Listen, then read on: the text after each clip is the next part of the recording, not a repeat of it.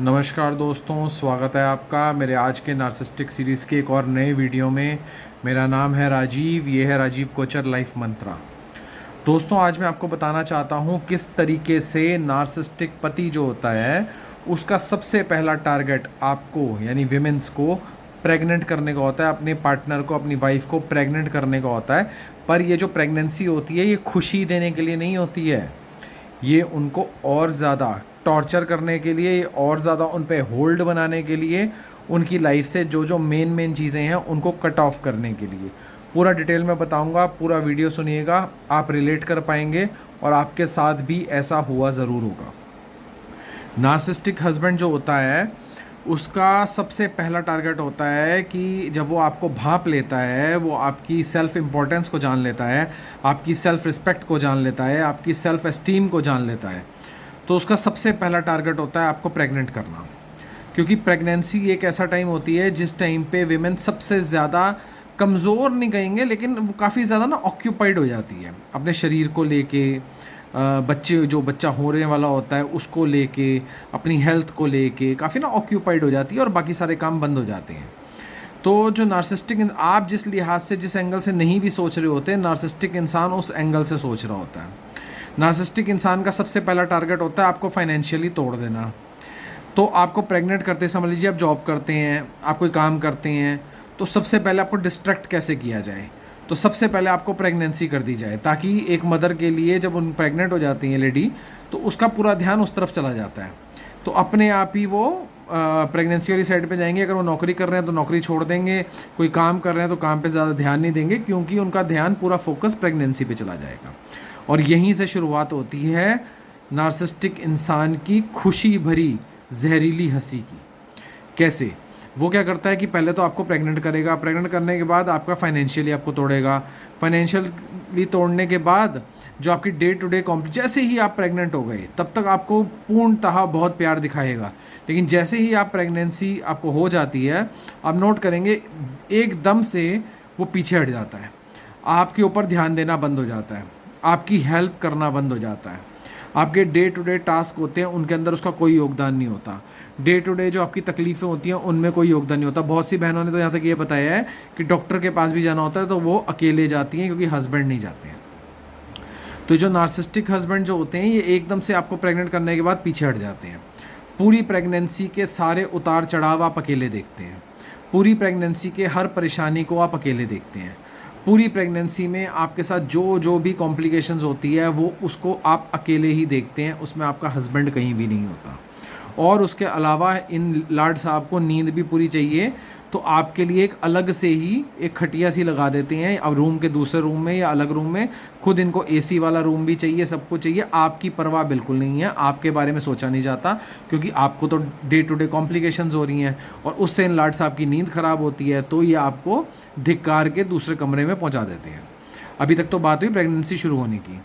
जब आप प्रेगनेंसी आपकी पूरी हो जाती है और आपका बच्चा हो जाता है, उसके बाद नॉर्मली वीमेंस को 40 डेज़ का रेस्ट टाइम होता है, यूनिवर्स बल्कि पूरे वर्ल्ड वाइड ऐसा ही है। लेकिन जो नार्सिसिस्टिक लोग होते हैं ये आपको डे 1 से सुनाना शुरू कर देते हैं कि हमारी माँ तो दूसरे दिन ही उठ चुकी थी, हमारी फलानी मासी तो दूसरे दिन ही उठ के काम पे चली गई थी, घर के काम तो करना शुरू हो जाते हैं, तुम तो पता नहीं लेटी रहती हो, तुम्हें ज़्यादा ही वो हो रहा है क्या, और दूसरी औरतों ने बच्चे नहीं पैदा करे क्या हमारे घर में बच्चे पैदा नहीं हुए थे क्या, तो तुम बेकार में लेटी रहती हो, जाओ अपना काम करो, जल्दी उठो। तो आपको जो आपका 40 डेज़ का रेस्ट टाइम होता है वो भी लेने नहीं दिया जाता, आपको जानबूझ के उठाया जाता है, आपसे काम करवाया जाता है। बच्चे को भी आप अकेले ही संभाल रहे होते हो, बच्चे को संभालने में पति का कोई रोल नहीं होता, बच्चे को यहाँ तक कि पैदा करवाने में भी जो हॉस्पिटल का खर्चा आया होता है वो भी आपके माँ बाप से ही दिलवाया जाता है, उसमें कोई इनका रोल नहीं होता है, उसमें कोई भी ये नार्सिसिस्टिक इंसान और इसकी फैमिली ने कोई खर्चा नहीं करा होता है। दुनिया के सामने ढिंडोरा पीटते हैं कि हाँ ये फलाना हॉस्पिटल ये वो, लेकिन अंदर अंदर में देखा जाए तो पैसे दिए गए होते हैं, वो आपके माँ बाप के द्वारा ही दिलवाए जाते हैं। उसके बाद जब बच्चा हो जाता है आपको कोई भी सपोर्ट नहीं दी जाती, आपको प्रॉपर फूड नहीं दिया जाता, आपसे काम करवाया जाता है, आपको घर भी देखना है उस बीमार हालत में और कमज़ोर हालत में, और बच्चे को भी देखना है। बच्चे की डे टू डे नीड की आइटम्स के लिए पैसे नहीं दिए जाते, वो आपको अपने मायके से मांगने पड़ जाते हैं। उसके अलावा भी बहुत सी ऐसी चीज़ें होती हैं। सबसे मेन होता है आपके लिए खाना, और खाना आपको खुद ही बनाना पड़ता है, और खाना बनाने के लिए भी जो ग्रॉसरी होती है वो पूरी सूरी दी जाती है, वो आपको प्रॉपर फूड नहीं मिलता, प्रॉपर मिल्क नहीं मिलता, प्रॉपर एनर्जी की जो आइटम्स होती हैं वो नहीं मिलती, आपको तंग करा जाता है। और पति जो होता है वो जैसे ही आपका बच्चा हो जाता है कि बच्चा तो रात को उठ के रोएगा, तो आपको फिर से दूसरे कमरे में बिठा दिया जाता है कि वहाँ बैठो, और उस कमरे में कई बार एसी होता है या नहीं होता, लेकिन पति देव को एसी ज़रूर चाहिए होता है। आपके साथ यही है, इस तरीके का बर्ताव किया जाता है जब प्रेगनेंसी होती है। और ये जो बर्ताव में जो औरतों के अंदर घृणा आ जाती है वो कभी भी उम्र भर उनकी दिल से नहीं जा पाती, क्योंकि उनके पति ने अपने पति ने उनके साथ इस तरीके का बिहेवियर किया हुआ होता है। बच्चे को वो खुद ही अपने हिसाब से बड़ा करती हैं बच्चे के ऊपर, और जैसे ही बच्चा बड़ा होने लगता है, जब बच्चा बोलने लगता है, तो पति अपने आप ही बच्चे को अपने साथ इन्वॉल्व करना शुरू कर देते हैं, माँ को पागल घोषित करना शुरू कर देते हैं। तो जो प्रेगनेंसी होती है वो एक तरीके का इनका एक हथियार होता है आपको, इनको नार्सिसिस्टिक इंसान का, कि आपकी लाइफ को किस तरीके से और मुश्किल बनाया जाए, आपकी लाइफ से सबको कैसे कट ऑफ किया जाए, आपको कैसे आइसोलेट किया जाए। तो ये प्रेगनेंसी सबसे पहला हथियार होता है इनका, कि औरत उस टाइम पे पूरे तरीके से she is dependent at that point of time, या उतना उसके अंदर जोर नहीं होता है। और ये नार्सिसिस्टिक लोग उसी मौके का, उसी बात का फ़ायदा उठाते हैं, उसको आइसोलेट करने के लिए, उसको फाइनेंशियली तोड़ने के लिए, उसको लोगों के से दूर करने के लिए, उसको आइसोलेट करने के लिए, और उसको तंग करने के लिए। और आप नोट करिएगा, आपके घर में ज़रूर एक कोना ऐसा होता है, एक चेयर ऐसी होती है, एक सोफ़ा ऐसा होता है जहाँ पे वो नार्सिसिस्टिक इंसान बैठता है। वहाँ से वो पूरा दिन आपको जो परेशानियाँ हो रही हैं उसको बैठ के वॉच करता है।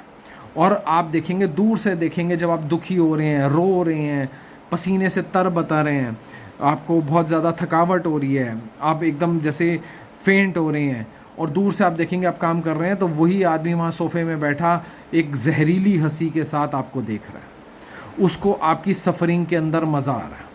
उसको आपकी सफ़रिंग में खुशी मिल रही है, उसको आपकी सफ़रिंग को देख के अंदर ही अंदर आनंद मिल रहा है। तो ये एक नार्सिसिस्टिक पति का ट्रेट है, जो आपकी प्रेगनेंसी में आपको किस तरीके से तंग करता है, आपको किस तरीके से आइसोलेट करता है, आपको किस तरीके से आपकी प्रेगनेंसी को कितना भारी काम बना देता है, कितना मुश्किल काम बना देता है। और जब ये प्रेगनेंसी पूरी हो जाती है तो आपके मन में एक बहुत ही तीव्र घृणा, एक बहुत ही तीव्र गुस्सा घर कर जाता है अपने पति के लिए, क्योंकि उसने आपके साथ इस तरीके का बिहेवियर किया है। जिन जिन बहनों के साथ इस तरीके का बिहेवियर हुआ है वो कमेंट करके ज़रूर बताएं। और आपको लगता है कि ये ज़्यादा से ज़्यादा लोगों तक, ज़्यादा से ज़्यादा औरतों तक, ज़्यादा से ज़्यादा बहनों तक ये बात पहुंचनी चाहिए, तो ये व्हाट्सएप के थ्रू पहुंचाएं और सब लोग इसको देखें, ताकि आपको पता लगे कि जिसको आप सिर्फ संयोग समझ रहे थे वो संयोग नहीं था, वो जानबूझ के की गई एक प्लानिंग थी। ध्यान रखना।